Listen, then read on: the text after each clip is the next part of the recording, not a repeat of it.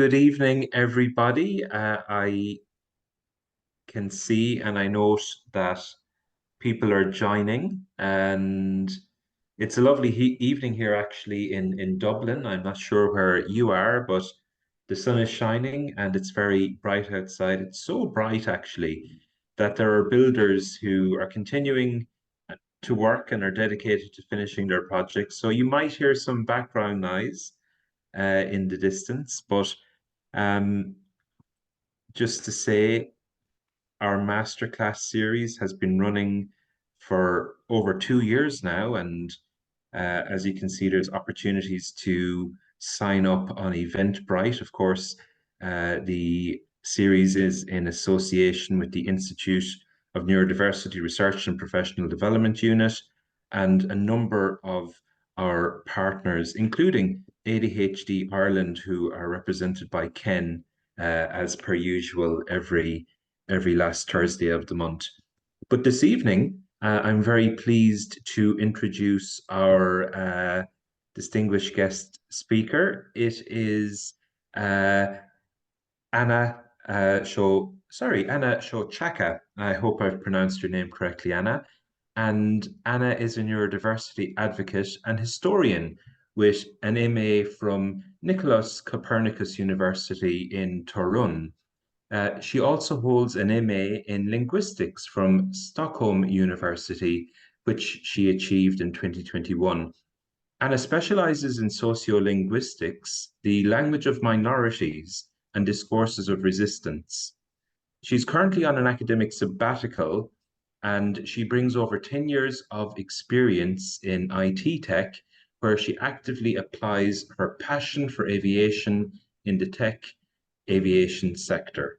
And Anna's session this evening is on the neurodiversity movement online, challenging the norm, language, community, and resistance. And I know this is a big ticket item and something which is often discussed within the community and more generally as well in the popular press, for instance, and academic circles. So without further ado, over to you, Anna, and looking forward to hearing your presentation. Yes, thank you so much for this very nice introduction, and thank you very much for having me. I will right now share my screen. Right, and yes, so I hope you can see my slide and you don't see my side notes. If somebody could just say that you can see the slide Yeah, on. all good, Anna. So as mentioned, I hold a master's degree in history and a master's degree in linguistics, one from Poland, the other from Sweden. I currently live in Stockholm, Sweden. And I also studied in New Zealand, and I was a lecturer of linguistics in New Zealand. So when it comes to my academic interest, of course, it's sociolinguistics first and foremost, my big love in life, which is the combination of language and social sciences and how these both interact with each other. I'm also very much interested in different types of discourse analysis, especially critical discourse analysis and positive discourse analysis, any type of language ideologies, and my main interest is social media content, and in this context, neurodiversity.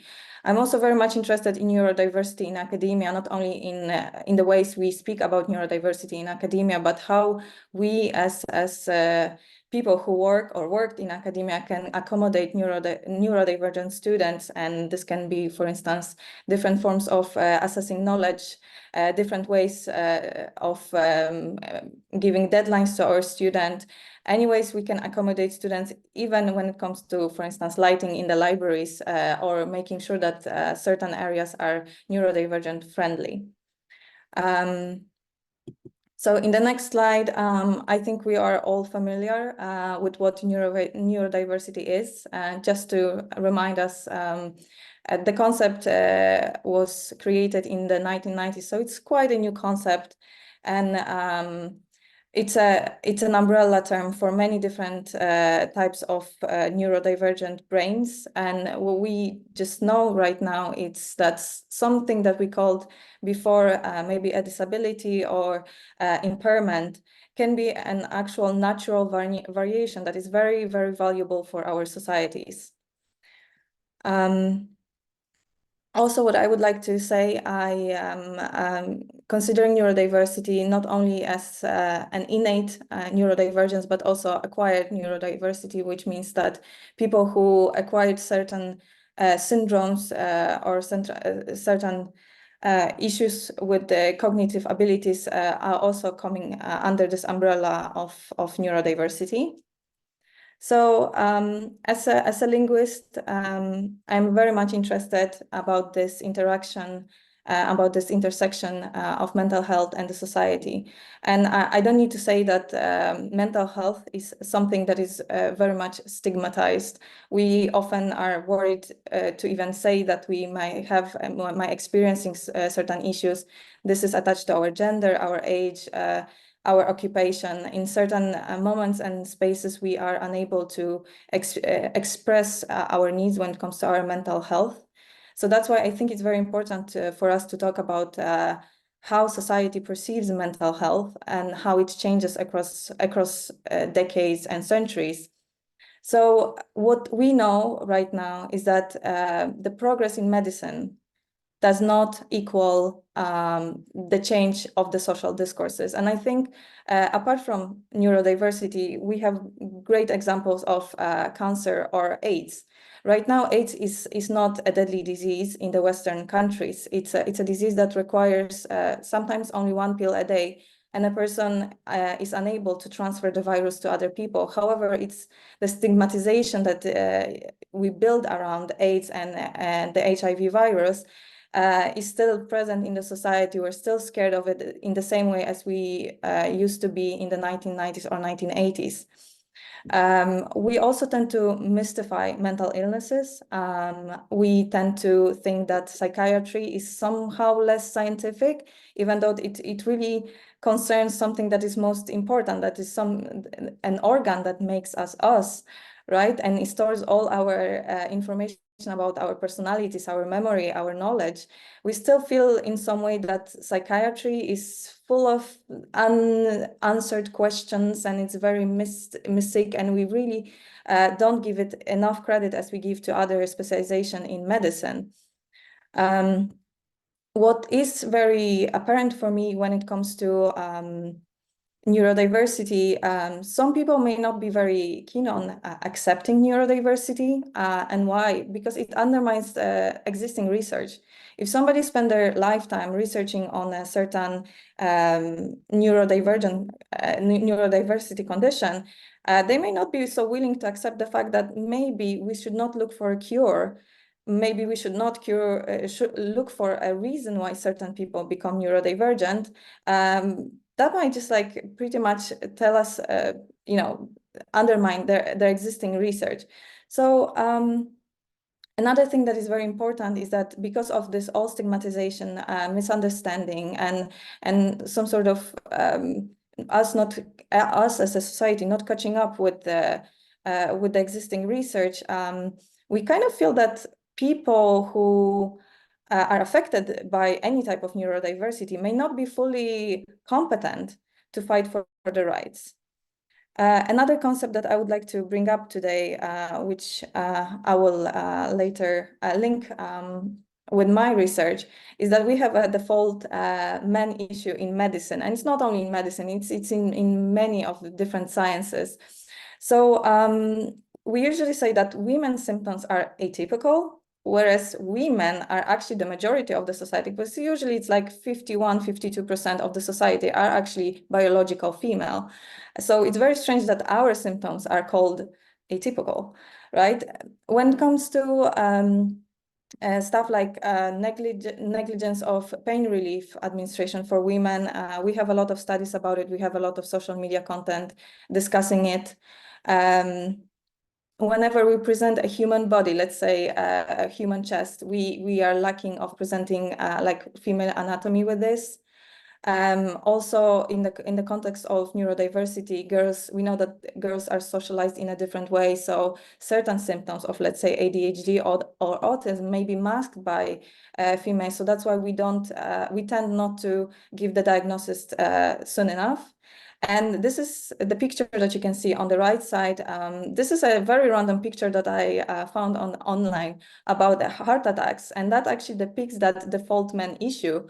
So if you look at this graph, you usually would be familiar with the symptoms of a heart attack in men, but you are not very familiar with the symptoms that are in a heart attack in women. And that actually causes that women tend to die more often in the ERs because their heart attack is not being recognized. But when I found this picture, I also looked at the language in this picture, and as you can see, when a man gets a heart attack, he's like lightheaded. A woman is dizzy, and also she has an anxiety. It's very weird that a man who's experiencing a heart attack wouldn't have anxiety. So this is actually a first picture I could find online with the different, let's say, women atypical symptoms of a heart attack, and it also showed another issue. We're assigning certain features to females, and we don't assign them to men. So why is it important to look at discourses? And I'm really sorry that I'm going that fast. I would really like to give you as much information as possible. Why do I look at different discourses when it comes to neurodiversity? So back in the day, I watched a TV series, Atypical, because it was all about the representation of autistic people in the society. And I was quite happy. And I have to admit that this was the first TV series which I watched about a person on the spectrum. So I know that there are other TV series, but for some reasons I never decided to watch them. However, this one caught my attention, and I decided to sit a little bit and binge watch a few seasons. I think there are 2 or 3. So I was very happy to see a representation of an autistic person, a person on spectrum. However, after a while, I started having a feeling that there's something not okay with this TV series. And as you can see on this picture, in this picture, you can see Sam is the boy who you can see half of his face. He's the autistic person. And you can see his sister, Bridget, and his 2 parents. And even in this picture, you can see that Sam is we see only half of Sam's face. And you can see that this is maybe just an artistic vision of a graphic designer who created this poster. However, I had a feeling that Sam is presented only till a certain extent. So when we look at the plot, and I really recommend you all to watch this TV series to actually and actually look specifically on this issue. So when you look at Sam's life, how it is presented, he has this like peculiar girlfriend. His relationship is very comical. Whereas his sister, she has a very serious relationship. She has a very serious love life. And Sam is in some way infantilized in this process of presenting how a teenage love can look like. Sam is almost like dragged into a relationship against his own will, and it's funny. It's presented as a funny thing in this TV series. Sam has silly problems, like he wants to go to see his penguins. He is getting caught into his traits and so on, and those are like presented as silly problems. Whereas his sister, she comes with those real problems, usually discussed with her mother or father, and they really put some effort into making sure that those problems are resolved. Then Sam is constantly being unaware of the situation that he's in, but his sister is always present in the situation. And when the TV series ends, there's some sort of discussion about the college and future of these 2 characters, the siblings. And Sam's future seems to be very uncertain, whereas you know that Bridget is going into a very successful life. So how I saw Sam, he was infantilized, belittled, downplayed, and he was the main comic element, whereas everybody around him had this serious life full of important events and some was in some way limited to this. So again, this is why we should look at discourses and the way we depict autistic or neurodivergent people in any form. So moving on. This is just an informative slide for you about the Web 2.0. This is the moment when, so that's clear. Web 2.0 is not a different version of the internet. It's just a set of concepts that allowed us to have what we call right now social media. Web 2.0 allowed us to build platforms that will actually help us to exchange information. So we no longer have one author of a blog, of a page, or of a website. We have multiple authors or multiple contributors to the content that is visible online. And what it allowed us is to create online communities, which is something that is almost real and tangible. We have people who are really living in their online communities. We started having communities of practice. So communities which start developing their own language, their own habits, beliefs. So language such as LOL, I think the majority of young people can say that, yeah, we use this language right now, even in speech, even though it's an abbreviation, it's something that we use in writing. Very often we would say LOL to a friend. The internet also became a new form of sharing knowledge.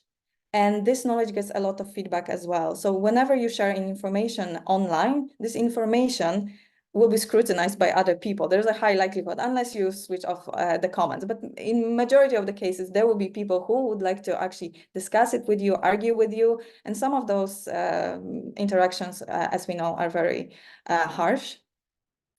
But what is important for our neurodivergent community is that we started a different way of vernacularization of knowledge. We are sharing lived experiences, and we create also safe spaces to discuss controversial opinions. So if you add one thing, which is being stigmatized for having a for having a mental health issue, and now we're creating a safe space where you can pretty much find everything that you want, or you can find your tribe. That is the internet that actually, I would say, promoted neurodiversity till an extent that we know it right now. When it comes to discourse analysis of social media content, I think it adds to both linguistics and sociolinguistics as such, but also to medical humanities. So this safe space that gives you, access in an anonymous way makes you also find your tribe. So we know that neurodivergent people are usually like 1-2% of the society. So it's kind of hard for us to find somebody who's similar to us if you're just in a 1% of the entire society. So finding your tribe against geographical limitation became possible.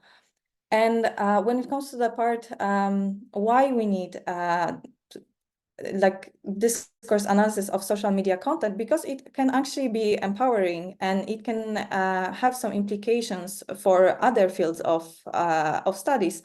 And in this case, I think the last point here, Kenny et al., they made an analysis of tweets and what kind of language neurodivergent people prefer. And actually, it differs from a group to group. So for instance, people with autism would prefer being called an autistic person. However, people with other difficulties or disabilities or other neurodivergent people are not always happy with this solution.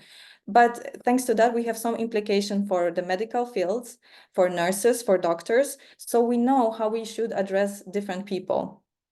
We also found out that those online communities, so we have evidence that online communities have empowering effect on individuals, and we kind of create a sense of normalcy, we create a sense of agency, and we make sure that their symptoms are not considered as something abnormal.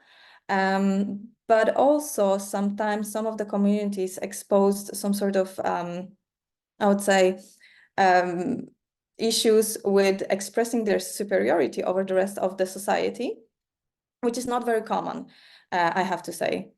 And we know that the building or being a part of an online community brings you a positive autistic identity. So you no longer feel like an outsider. You can find your tribe. So far what I did in my research was to analyze discourses of TEDx speeches. I think TEDx had its momentum a while ago, so we kind of no longer are, like, it's no longer, let's say, our focus. However, I think what is important to say about the TEDx speeches, it kind of mirrors what I said regarding different type of ideologies that we can find in different online communities, neurodivergent communities. I chose 3 TEDx speeches of women with a late diagnosis of autism. So these speeches are pretty much some sort of, I would say, a coming out of a neurodivergent person, an autistic person, and they're also addressing the public. So it's a very special situation when you have a coming out. You come out with saying like specifying your identity. And there are like many different discursive strategies that are used. So the speakers use argumentation to advocate for the recognition and acceptance of neurodiversity. They present evidence and reasoning, right, to challenge the prevailing views about autism and to advocate for a social change. They're empathizing the need for greater understanding and acceptance. So I think we can all agree that this is like the very basic thing, that they are just advocating for their acceptance. But what is interesting in those speeches is that they used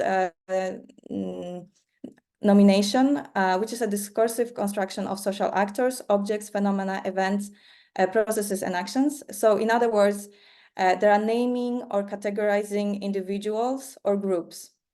So speakers immediately identify themselves as neurodivergent.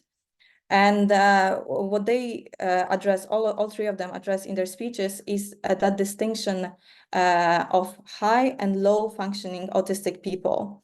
So they're arguing that everybody's experience is individual, but regardless those labels, everybody should be treated with equally with respect and with respect. So when it comes to to creating different attributes to their group, they usually say words like natural or strong, strength, because they want to redefine autism as a natural variation and not a disorder. They distinguish between the neurotypical majority and the autistic in-group, so that they recategorize themselves as a part of the autistic in-group. All right, I'll try to move the slide. Yes. So what I found very interesting in those speeches is intensification and mitigation. So those are discursive strategies that are used in a very, I would say, a very interesting way. So on the one hand, we have an intensification that is expressed by the pace of their voice, the choice of certain wording. They sometimes describe something very vividly in a very emotional way, because they try to connect with the audience on this emotional level. And usually they use intensification to speak about their challenges. So those challenges can be, for instance, sensory overload, social difficulties, and emotional struggles. So this vivid description is concerning crying, panic, and issues such as self-harm. So they try to highlight how profound impact this experiencing as an autistic person have on their lives. So on one hand, they discuss it in the form of anecdotes, but those anecdotes are very intense and very loaded emotionally. On the other hand, they are also using mitigation.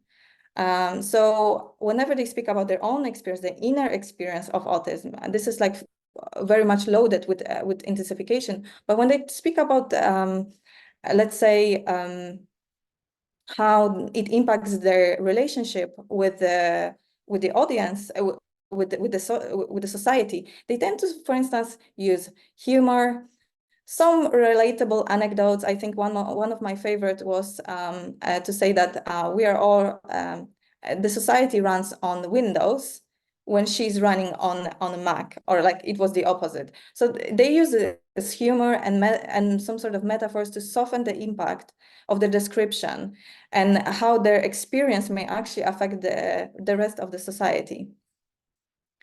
Yep, I would just so. We know that we are usually let's say the atypical person would describe their difficult relationships with the society. So there is no way to not mention it in a speech like that. So they are actually quite often depicting the society as ignorant. And I think one of the best quotes that was that I would like to read for you is of one of the speakers who says, "Disability is something that is being done to me. I am actively being disabled by the society around me."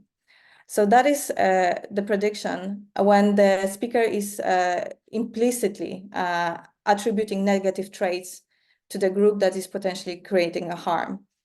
But also there is a mitigation when it comes to the interactions with the society.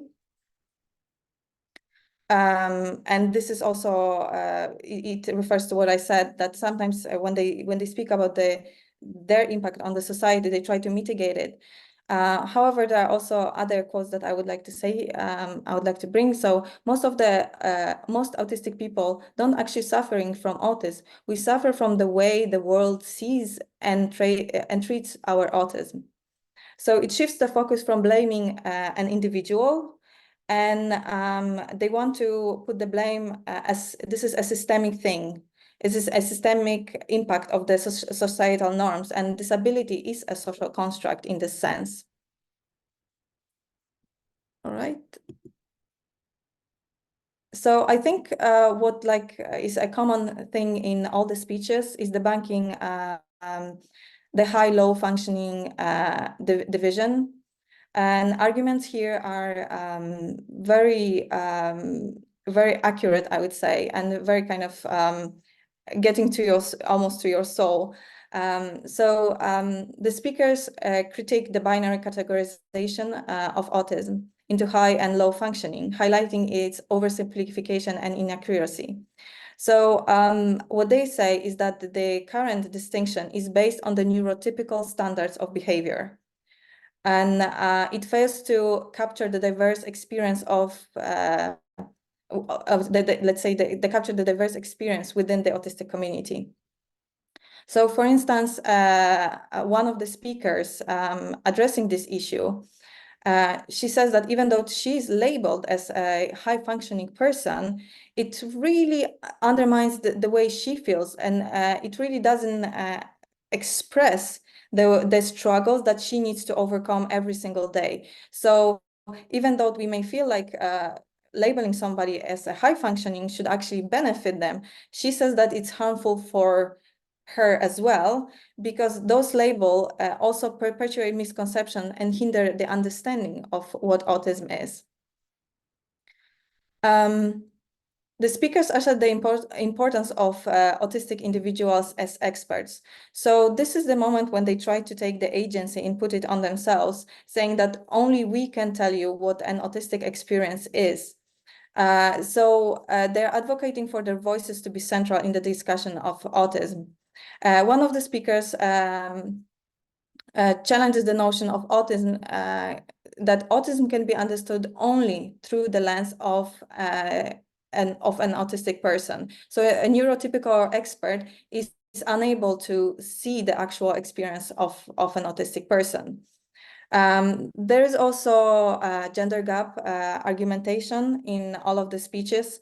all three speakers underlined the gender gap, which means that all of them were diagnosed late, which means that they suffered across their entire lifetime to be diagnosed at a certain point. And usually that was a breaking point of their life, the moment when they said they cannot handle their life anymore.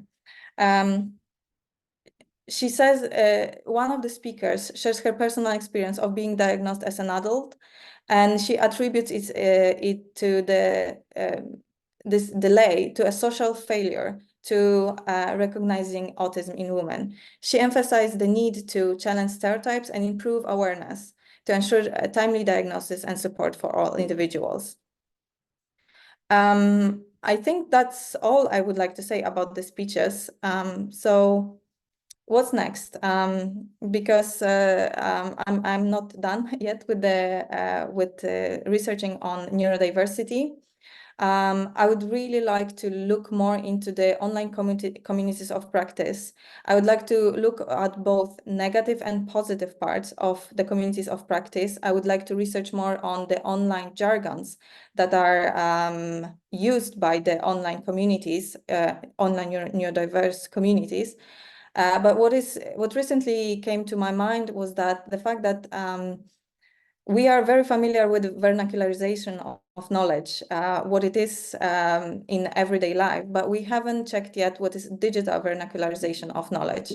And this is the neurodivergent community is probably one of the best examples of vernacularization of knowledge, because they share their challenges, they share their lived experience, they create their own language, which recently actually found one of the communities that allowed me to research a little bit more. And they can even use different notions for head, for brain, and what the brain does it to them. They also started, what I noticed so far, again, it's preliminary, is that they very often place the actor of their brain as something that is outside of themselves. However, there are some challenges. I have to admit that the concept of neurodiversity here at Sochacka University was actually brought up by me for the first time. And if you think Sweden is rather a progressive country, and these types of knowledge ideas are spread quite quickly, and they are also absorbed by the communities, especially in academia, quite quickly. However, this was neurodiversity as a concept, neurodiversity as a way of looking at people with autism, ADHD, and other variation of brains was actually quite unknown. Also, I found out a lot of challenges with trying to convince the Board of Ethics that researching, let's say critically researching, or implementing critical discourse analysis to neurodivergent communities may actually bring more harm. Whereas I think I failed to explain well enough that critical discourse analysis is not about criticizing, it's more about looking critically at certain texts, certain language, and so on. So those are my challenges right now, which I'm struggling, but hopefully in the future I'll be able to do more research on language of resistance, on how neurodivergent people express themselves. There is a lot of research that within linguistics that is mostly devoted to the actual language that is used. So not sociolinguistics. It's more like psycholinguistics. It's the way we develop language, but not much in the sociolinguistics. So I hope I found my gap, and maybe I'll find my my opportunities to continue my research. So I think that will be all from my side. So thank you very much. And yeah, I'm very much open for questions. So, Anna, thank you for a wonderful talk. I mean, there's so many, I think, topics of conversation within that. And I'm tempted to start with my own questions, but instead of doing so, I think it's important to honor the guests who have joined us and see what they would like to put to you first. So I know if anybody has any questions or queries, there's an opportunity to put them into the chat function. Just from me, just a technical question. In terms of your research methodology, what guidance would you give for conducting research in the social media landscape? Would there be any high-level points that you'd like to emphasize? Are you asking about the research methods I would use? So multimodal discourse analysis. I think that's the baseline. Then trying to create online spaces are in one way very easy to access, but also very difficult to access. So I think starting with the multimodal discourse analysis and collecting as much material as possible, and then applying to this any sort of theoretical framework. So multimodal discourse analysis, this is something I would really like to look in, Did I answer your question? Oh, you did. You did. No, I mean, it's an approach that I am familiar with, but I'm not that familiar with. I haven't actually done any of that work myself. I know that I was on a project recently, and the institutional review board or the ethics committee, had many questions for me in relation to follow up and how I would ensure psychological safety of participants. So sometimes I think it might be trickier to achieve in the online forum as opposed to face to face. But yeah, no, thank you for answering my question. Just to check, Kin or Bet, would you like to put any questions to Anna? Yeah, but just saying, if anybody in the audience would like to pop a question into the Q&A there, we'll certainly pop it into for Anna there if they want. But just go back to the very start, Anna, just in terms of your presentation. One of the words you used was cure. And that's a lot, people in particularly the autism and ADHD will go, it's a condition you're born with, that there isn't a cure. And so language is very imprecise. So again, is there ever going to be standardized language that everybody can use across the world? Hopefully not. I'm a very big fan of languaging, and I believe that diversity is something that is something that we should go for. If I understood your question right, sorry. But do you mean like standardized language for all of us, or standardized language that concerns neurodiversity? No, for all of us, but obviously just within that it becomes neurodiversity, because one of the other points you were talking about was geography versus trying. And if you take the example, it's just a general example, it's not true in all instances, and that in certain parts of the world, they use autistic person, and in other parts of the world they use person with autism. So I think it all depends about the relationship of an individual to their let's say disability, illness, disease, or however you want to name it. So for instance, what I was talking about is like a lot of people who find out that they're autistic, they really take this as an identity on themselves. So then they want to say like, okay, I'm an autistic person. I want this to be defined. I want my identity to come as the first one. And many within this community will say, okay, autism is something that makes me me. So that's something that is very important for us to acknowledge. But I read an article about people with, I think was borderline personality disorder. And because borderline personality disorder can really impact your relationship with the world, which I mean here, like relationship with your close ones and so on, and having it as an identity is something that is really difficult for those people to absorb. So that's why they would prefer to be say like, I am a person with the bipolar or borderline personality disorder. So this is all about the relationship that a certain person has with their own let's say I don't like to say the word disability because it's I don't believe that disability is something, it's a social construct, right? Yeah. So that's why I really I'm struggling with finding good words. So it's really it's about that relationship, and some medics some medics will actually ask you, and I think Australians, if we have any Australians here, like I think you should high five yourself, because I know that in Australia they will actually ask you how you would like to be addressed, and I think that's the best way to approach this topic. Ask. And when it comes to standardization, do we really need it? Hopefully not. Everybody will be different, and I'm sure you can find also a handful of people with autism who would actually want you to call them that I'm a person with autism. Just within the same points, and there's a question, I'll come to that next. But just within that, you'd mentioned, the discourse on social media and being a safe space. There's lots of places it isn't a safe space, and you never know till you get in. And certainly there can be, let's be honest, very charged debates, discussions around neurodivergence on the internet. And it's certainly somewhere particularly I avoid. I mean, yes, but like I can do this discussion from the safety of my home. There's a very low likelihood that I will be found. I can use a fake name, nobody's checking it.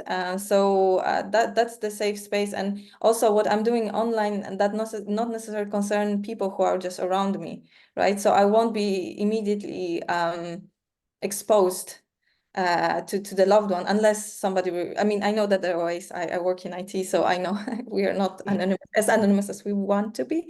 But like really, those things don't happen that you would be actually exposed, right? Okay. And just a question just in there from Neve Kane, who says, I know you briefly mentioned the view of Sweden as being quite progressive, and it seems based on your experience with the ethics process that you had quite the opposite experience. And she says, I'm wondering what your general sense of how neurodivergence is regarded in Sweden. And she says, I only have the experience with the Irish system, so we'll be really interested to hear how you things vary and differ across from Sweden to other places.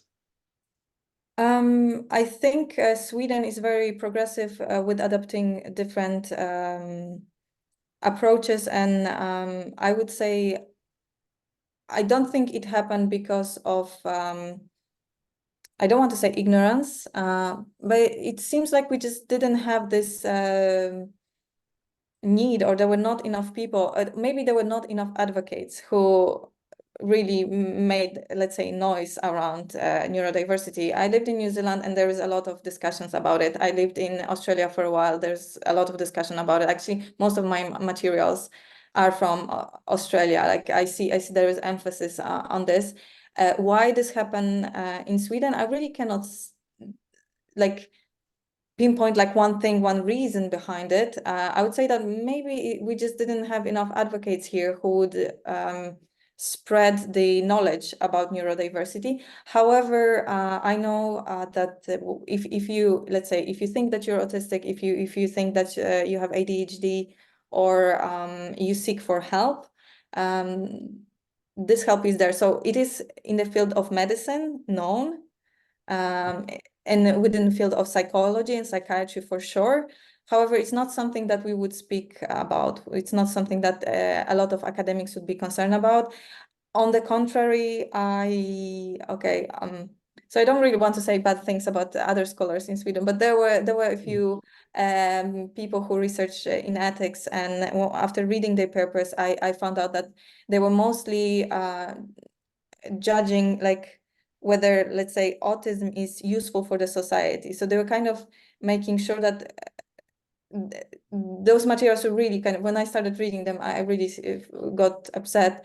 And they were just like considering whether, let's say, a functioning person could be useful for the society, but low functioning person is not as useful for the society. So I don't know if it comes from this line of thinking, but again, I think Sweden has a lot of space for any type of diversity.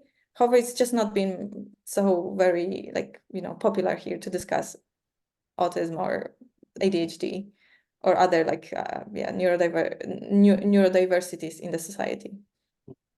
just what I know, when you were discussing it, I initially wrote down myself, double empathy. I know you did go on to talk about and discuss it a little bit later, but maybe you could just a little bit more depth. Because one of the things you mentioned there, we were just talking about the safe spaces, and that you can be unidentified. But are we ever in a situation where somebody who would have autism, dyslexia, dyspraxia, ADHD, or other neurodevelopmental conditions, be understood by someone on the other end of a line of cable, to be honest, who may be neurotypical, understand the discourse of what's going on, and is that ever going to be a satisfactory conversation for both? I'm sorry, I really cannot hear you very well on my side. So yeah, would you want to repeat this question? So I was just saying, you'd mentioned earlier that the concept around double empathy. But in terms of people being online, and particularly being unidentified online, are we ever going to get a situation where, particularly because of the nature of online, it's very short conversations of people on social media and other platforms, that they will ever get to understand one another, particularly if one is neurotypical and one isn't? Yeah, I'm really sorry, but I can't understand. Like, I think it's the accent, maybe. Sorry. I'm not a native speaker, obviously. Yeah. Okay. So I do see another question from Paul. So as someone who works in a university as a teacher, what sort of things could we do to support the neurodivergent community better that you think might not be addressed now? So probably an answer that might take a while, but if you had a few things, I go for it. think, yeah, the first thing, that's what I did when I was briefly an academic teacher. First of all, the deadlines. People with different brains will react differently on when they have to work with the deadline. For instance, as far as I know, ADHD people would actually work better if they have deadlines. But not everybody will have that space and time. So I would start with not grading down students for submitting their papers late. And I know that it sounds like, oh my God, why? We have that in Sweden, that actually submitting a paper late doesn't necessarily mean that you will be graded down. So I think that that's the very, very, very first thing. Also, like, different people will react differently on stress. And having a lot of deadlines will cause a lot of neurodivergent people to kind of stall, as in aviation, I will be just stalling in this moment. So that's one thing. Second thing I think is very, very important. So I think I would put these two things equally. Try to create different ways of assessing knowledge. And some people will be very creative when writing essays. But some people will just create the best podcast you will ever hear about your field of study, and give them that chance. Give them that chance. I don't think, because we talk about multimodality of the internet, and there are so many ways for you to check the knowledge of your student. One of the professors here at Stockholm University, she I think she's the head of the bilingual section at Stockholm University. She allowed us to write an essay, write a zine, create a podcast, or create a YouTube video. And everybody passed the course. And I think it's so our goal is to have everyone passing the course with good grades. So I think that's something that we can start with. Different ways of assessing students' knowledge, and making sure that we will be more understandable towards people not meeting the deadlines. Sure, and I know just yesterday I was looking at guidelines for PhD examinations of viva voce, the idea of an oral examination that people have as part of their PhD studies. And the question was asked, well, does every answer need to be a verbal answer? Are there other ways in which people could respond, by gestures or through the written medium? So I think we do need to challenge, the assumptions which we've held over the last number of decades, and certainly multiple modes of assessment and choice and facilitating autonomy can actually be very helpful. Students are still assessed, students still are required to meet the learning outcomes and to demonstrate that they've met them, but it just creates a more even and equitable playing field. Yeah, so any other questions? Just to come back on another question. You looked at some media in terms of one of the programs you looked at was Atypical, and you also looked at 3 TED Talks. I have to say, just I had seen all 4 seasons of the Atypical myself, and just we would have a son who would be autism, and I have to say some of it was very true, to be honest. But I understand the criticisms that you were saying in terms of how it showed someone with autism, you know, that they did have to quirky girlfriend as opposed to having just have a girlfriend to be atypical stuff. And is there any examples out there that you would recommend, not recommend, but you know, I think that does get it right in terms of, you know, even, you know, broader media like podcasts or radio, other TV series? Right now, I'm researching mostly on like Polish language media content. So I could recommend a few Polish language ones, but I don't think you're interested. At this moment, I would say no. I don't think, because whenever I was exposed to any content of about with let's say a typical person, it was exactly like in a typical TV series, which is like there is always this sense of comical life of a person who is on the spectrum. So that's why I don't think I would necessarily recommend something right now. I know the Sia movie was a total disaster, so I just refrained myself from watching it. So no, I at this point I would say I wouldn't recommend too much at this moment. Okay. Now what I'm doing is like mostly looking at the not English language podcasts, so some sort of Swedish podcast or groups, because I'm mostly interested in the communities that those I call them mental health influencers are creating around themselves, because usually you would have one influencer who's experiencing some sort of neurodiversity, let's say CPTSD, which is acquired neurodiversity, and then they kind of create an entire community around themselves as an influencer, and then they create the actual community of practice, community that creates their own ways of their own channels of communication, their own way of vernacularizing knowledge. So taking the actual medical knowledge and kind of adjusting it to their own needs and their own perception of the world and their own diversity and identity. So I know this question, I don't know if Beth will say because, but just in terms of, you were just talking there about influencers, and one of the things we do know about digital media is it is lots of it. And in terms of something like ADHD, there's approximately 20 billion tags for ADHD on TikTok. But research has been done to show that possibly just a little over half the information is incorrect. That's true. So how do we square that circle? I mean, we cannot forbid people to present whatever they want online, right?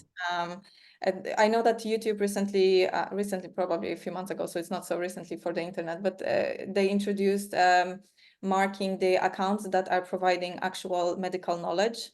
So that is a good start. For us, that I think we should still have more research on what is actually going on in social media and what kind of information people are exposed to. Because honestly, I know people who claim to have certain disabilities or disorders based on a TikTok video, which is like makes them like diagnose themselves within 20 seconds. And most of those TikToks, self-diagnosis videos, reels that last 30 seconds, they actually contain symptoms that are, you know, shared across many different disabilities.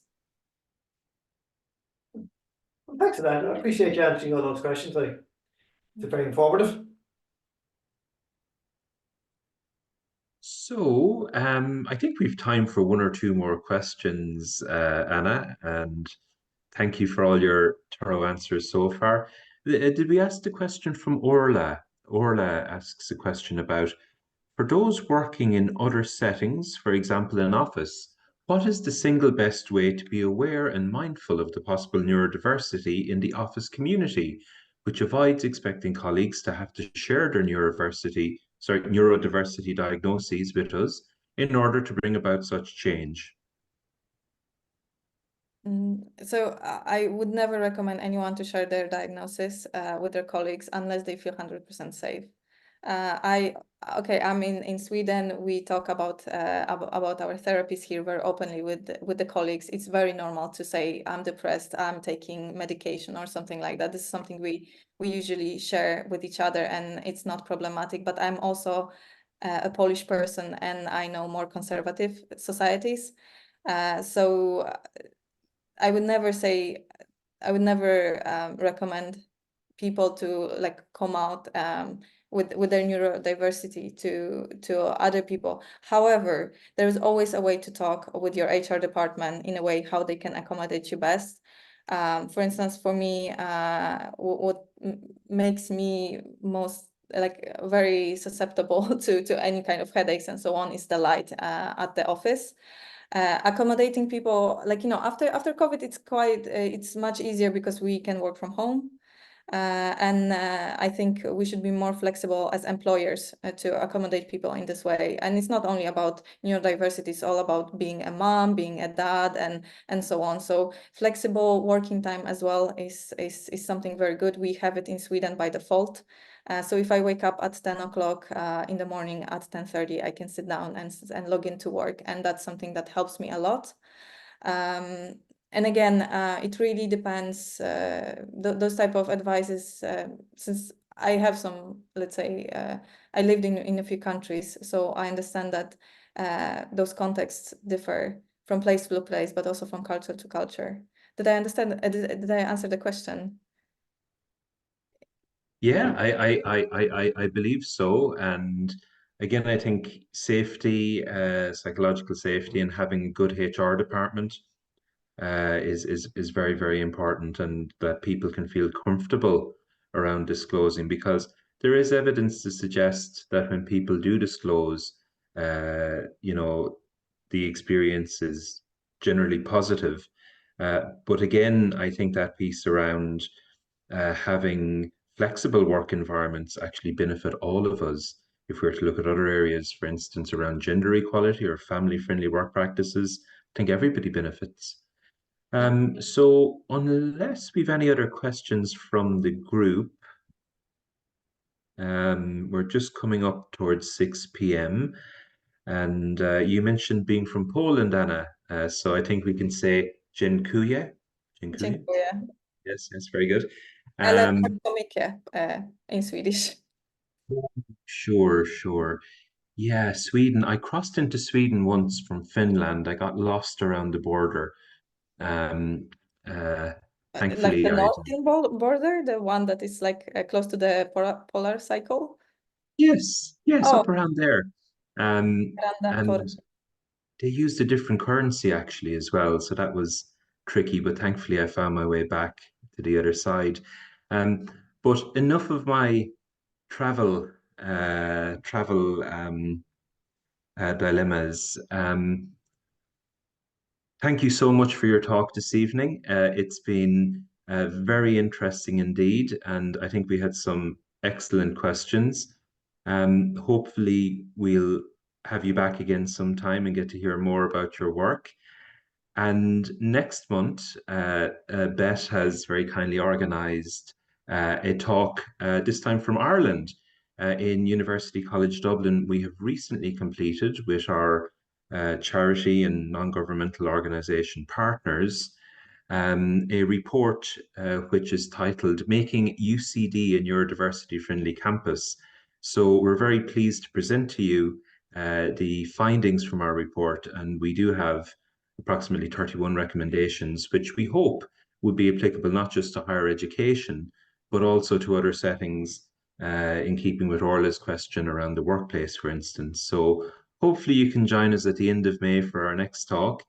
And thank you to everybody for being here, in particular, Anna Sochacka, and of course, Ken and Beth too. So wishing you all a lovely evening, and we'll see you again. Thank you very much. Thank you. Bye-bye.